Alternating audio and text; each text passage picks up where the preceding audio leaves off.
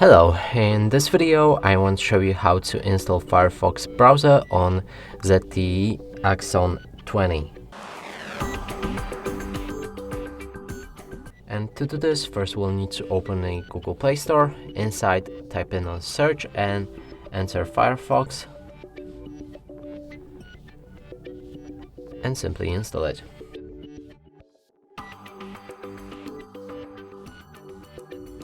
When it's ready, open the app, and right here we can customize it, so we can change a theme, pick your toolbar placement, sign in to turn on synchronization, switch between privacy protection settings and read the privacy notice.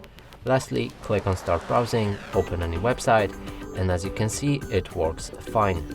And that's it for this video. Hope you like it. Please consider subscribing to our channel, leave a like and a comment below.